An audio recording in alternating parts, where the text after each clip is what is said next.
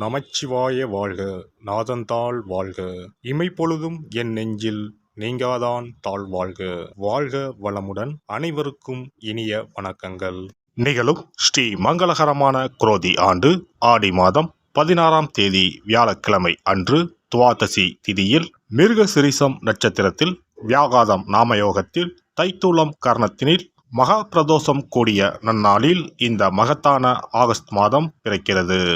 இம்மாத கிரகநிலை என பார்த்தால் ரிஷபராசியில் குரு பகவானும் செவ்வாய் பகவானும், கடகராசியில் சூரிய பகவானும் புதன் பகவானும், சிம்ம ராசியில் சுக்கிர பகவானும், கன்னிராசியில் கேது பகவானும் உள்ளனர். கும்பராசியில் சனி பகவான் வக்ர நிலையில் உள்ளார். மீனராசியில் ராகு பகவான் சஞ்சாரம் செய்கின்றார். இம்மாத கிரக பெயர்ச்சி என எடுத்துக்கொண்டால் ஆகஸ்ட் மாதம் 1ஆம் தேதியே சுக்கிர பகவானின் பெயர்ச்சி சிம்மத்தில் நடைபெறுகிறது. ஆகஸ்ட் 17ஆம் தேதி சூரிய பகவான் சிம்ம ராசிக்கு பெயர்ச்சியாகின்றார். ஆகஸ்ட் மாதம் 26ஆம் தேதி செவ்வாய் பகவான் மிதுன ராசிக்கு பெயர்ச்சியாகின்றார். ஆகஸ்ட் மாதம் 26ஆம் தேதி சுக்கிர பகவான் கன்னி ராசிக்கு பெயர்ச்சியாகின்றார். இம்மாதம் 31ஆம் தேதி புதன் பகவான் சிம்மத்திற்கு பெயர்ச்சியாகின்றார். இந்த கிரகங்களின் சஞ்சாரம் மற்றும் இடப்பெயர்ச்சியால் உங்கள் ராசிக்கு இம்மாதம் என்னென்ன பலன்கள் கிடைக்கப் போகின்றது என்பதனையும், அசுப பலன்கள் ஏற்படுமாயின் ராசிக்காரர்கள் செய்ய வேண்டிய பரிகாரம் என்ன, வழிபட வேண்டிய தெய்வம் யார் என்பதனையும் காண்போம். உங்கள் வாழ்வில் வளமும் நலமும் செல்வ செழிப்பும் பெற்று வாழ்வில் உயரிய நிலையை அடைய எல்லாம் வல்ல எம்பெருமானை வேண்டி விரும்பி கேட்டுக்கொள்கிறேன்.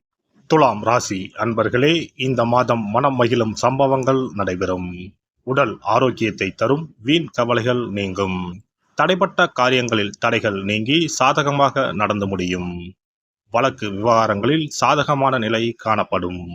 தொழில் வியாபாரம் தொடர்பான காரியங்களில் இருந்த தடைகள் விலகும். போட்டிகள் குறையும். புதிய ஆர்டர்கள் பெறுவதற்கான தடைகள் நீங்கும். உத்தியோகத்தில் இருப்பவர்களுக்கு அலுவலகம் தொடர்பான அலைச்சல்கள் குறையும். குடும்பத்தில் இருப்பவர்களுடன் இணக்கமான போக்கு காணப்படும். கணவன் மனைவிக்கு இடையில் இருந்த மன வருத்தங்கள் நீங்கும். பிள்ளைகளின் எதிர்கால நலன் குறித்து கவலை உண்டாகலாம். பெண்களை பொறுத்தவரை இம்மாதம் வீண் செலவுகள் குறையும். பயணங்கள் செல்ல நேரலாம்.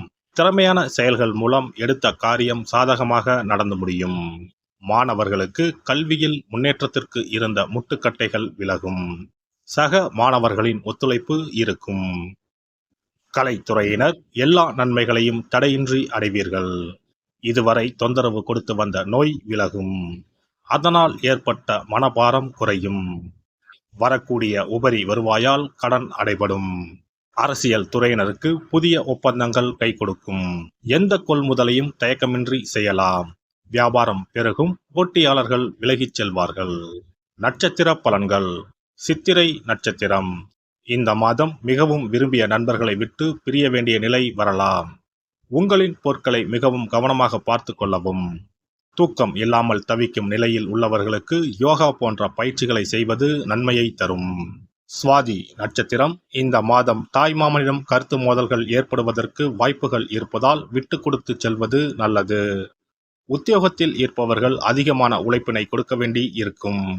வேலையில் கவனமுடன் செல்வது நல்லது. விசாகம் நட்சத்திரம். இந்த மாதம் எல்லா நன்மைகளையும் தடையின்றி அடைவீர்கள்.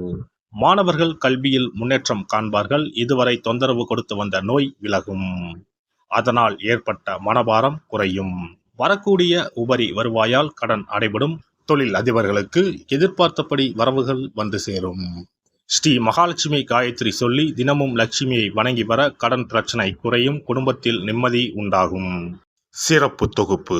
கண் திருஷ்டிகள் அகன்று தடைப்பட்டு கொண்டிருக்கும் காரியங்கள் நிறைவேற செய்ய வேண்டிய பரிகாரம் என்ன என்பதனை பற்றி காண்போம்.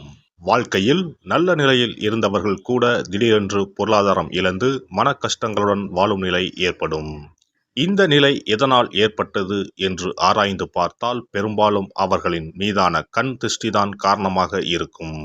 கல்லடி பட்டாலும் கண்ணடி படக்கூடாது என்று சொல்வார்கள் அல்லவா, அது உண்மைதான். இது போன்ற பிறரின் பொறாமை கொண்ட கண் திருஷ்டியினால் பலரின் வாழ்க்கை சிரமத்திற்கு ஆளாக நேரிடும். இது போன்ற கண் திருஷ்டிகளிலிருந்து எப்படி தப்பிப்பது? இருக்கவே இருக்கிறது எளிதாக கிடைக்கும் ஊமத்தஞ்செடி. தெய்வ சக்தி நிறைந்த செடியாக கருதப்படும் ஊமத்தஞ்செடியின் காய், பூ, இலைகள் என அனைத்தும் தீய சக்திகள் விரட்ட பரிகாரத்துக்கு பயன்படுகிறது. பொதுவாக ஊமத்தம் காய்க்கு கெடுதலை அகற்றக்கூடிய சக்தி உண்டு. நம் வீட்டில் உள்ள எதிர்மறை சக்தியை அகற்றுவதற்கு ஊமத்தங்காய் தீபம் சிறந்த பரிகாரமாகிறது. தெய்வீக மகத்துவம் நிறைந்த ஊமத்தங்காய் மற்றும் பூவையும் எடுத்துக்கொள்ளுங்கள். வீட்டுக்கு அருகில் இல்லை என்றால் நாட்டு மருந்து கடைகளில் கிடைக்கும். இந்த 2 பொருட்களையும் மஞ்சள் தண்ணீரை கொண்டு நன்றாக கழுவி விடுங்கள். சிறிது நேரம் அவற்றிலுள்ள ஈரம் போக ஆறவிட்டு பிறகு அவற்றை ஒரு மஞ்சள் துணியில் குலதெய்வத்தை வேண்டி ₹1 நாணயத்தோடு சேர்த்து முடிந்து வீட்டின் நிலைப்படியில் கட்டி தொங்க விடுங்கள். இந்த முடிச்சை வெள்ளிக்கிழமை அல்லது ஞாயிற்றுக்கிழமைகளில் தயார் செய்து வாசல் படியில் கட்டுவது சிறப்பு. தினமும் வீட்டில் தீபம் ஏற்றி காண்பிக்கும் போது இந்த முடிச்சுக்கும் காண்பிக்கவும். இதேபோல் ஊமத்தம் இலைகள் கிடைத்தால் அந்த இலைகளை சுத்தமான மஞ்சள் தண்ணீரில் கழுவிவிட்டு அவற்றை கொண்டு வீட்டில் இருக்கும் விநாயகருக்கு திங்கள் கிழமைகளில் தொடர்ந்து அர்ச்சனை செய்து வர வேண்டும். ஊமத்தம் பூவையும் விநாயகருக்கு சூட்டலாம். 3 வாரங்கள் தொடர்ந்து திங்கள் கிழமைகளில் விநாயகருக்கு ஊமத்தை இலையால் அர்ச்சனை செய்து ஊமத்தம் பூவை சூட்டி வழிபட்டால் வீட்டில் உள்ள கெட்ட சக்தி நடமாட்டம் மற்றும் கண் திருஷ்டிகள் தீரும். ஊமத்தம் செடியும் சிவபெருமானுக்கு உகந்த இலை ஆகும். இந்த ஊமத்தங்காய் வைத்து சிவபெருமானுக்கு தீபம் ஏற்றி வழிபடுவதன் மூலம் நமது பிரச்சனைகளில் இருந்து எளிதாக விடுபட முடியும். முதலில் 2 ஊமத்தங்காய்களை எடுத்துக்கொள்ள வேண்டும். அவற்றின் மீது முட்கள் இருப்பதால் மிகவும் கவனமாக கையாள வேண்டும். ஊமத்தங்காயின் காம்பு பகுதிகளை வெட்டி கொண்டு கத்தியை பயன்படுத்தி ஊமத்தங்காயின் உள்ளே இருக்கும் விதை பகுதியை முழுவதுமாக நீக்கிவிட வேண்டும். பின்னர் 2 அகல் விளக்குகள் மற்றும் விளக்கு வைப்பதற்கான 2 தட்டுகளை எடுத்து சுத்தம் செய்து அவற்றிற்கு மஞ்சள் குங்குமம் பொட்டு வைத்துக் கொள்ள வேண்டும். பின்னர் 2 தட்டின் மீதும் ஒவ்வொரு அகல் விளக்கை வைத்துக் கொள்ள வேண்டும். அதன் பிறகு எப்போதும் பூஜை செய்வதற்கு வைப்பது போன்ற வெத்தலைப்பாக்கு, பழம் போன்றவற்றை வைத்துவிட்டு 2 விளக்குகளையும் ஏற்றி சிவபெருமானை மனதார வேண்டிக் கொள்ள வேண்டும். எனக்கு இருக்கும் பிரச்சனைகள் அனைத்தும் தீர்ந்து இன்பமான வாழ்க்கை கிடைக்க வேண்டும் என வேண்டிக் கொள்ள வேண்டும். இந்த பூஜையை வெள்ளிக்கிழமை அன்று தொடங்கினால் தொடர்ந்து 9 வெள்ளிக்கிழமைகள் செய்ய வேண்டும். ஊமத்தங்காயின் மீது எவ்வாறு முட்கள் இருக்கிறதோ அதுபோல நமது வாழ்க்கையில் இருக்கும் முட்கள் போன்ற பிரச்சனைகளை அவை தீர்த்து வைக்கின்றன. இந்த பூஜையை நாம் தொடர்ந்து செய்து வருவதால் நம் மீது இருக்கும் கண் திருஷ்டிகள் அகன்றுவிடும். தீராத துயரங்கள் தீர்ந்துவிடும். பணம், நகை நம்மிடம் பெருகி வரும். சிலருக்கு கையில் சுத்தமாக பணம் இருக்காது. வறுமை தாண்டவமாடும். கடன் தொல்லையால் கஷ்டப்படுவார்கள். பண பிரச்சனையில் சிக்கி கொண்டிருப்பவர்கள் இந்த தீபத்தை ஏற்றினால் 3 வாரங்களில் நல்ல பலனை பெற முடியும். தொழிலில் நல்ல முன்னேற்றம் இருக்கும். கடன் பிரச்சனைகள் தீரும். உறவினர்களிடையே பகைமை இருந்தால் அவையும் மறைந்துவிடும். நோய்வாய் உள்ளவர்கள் இந்த தீபத்தை ஏற்றுவதன் மூலம் நல்ல பலனை பெற முடியும். பொதுவாகவே எந்த பரிகாரம் என்றாலும் அதை முழு நம்பிக்கையுடன் செய்தால் மட்டுமே முழு பலன் கிடைக்கும் என்பதை நினைவில் கொள்ளுங்கள். எல்லாம் வல்ல இறையருளால் நீங்களும் உங்கள் அன்பு குடும்பமும் உடல் நலம், நீலாயுள், நிறை செல்வம், உயர் புகழ், மெய்ஞானம் ஓங்கி வாழ்க வளமுடன். இந்த வீடியோ பதிவு உங்களுக்கு பிடித்திருந்தால் லைக் பண்ணுங்க, கமெண்ட் பண்ணுங்க, ஷேர் பண்ணுங்க. மறக்காம சப்ஸ்கிரைப் பண்ணுங்க. பக்கத்துல இருக்கிற பெல் பட்டனை கிளிக் பண்ணுங்க. நன்றி, வணக்கம். ஓம் நமச்சிவாய. சிவாய நம.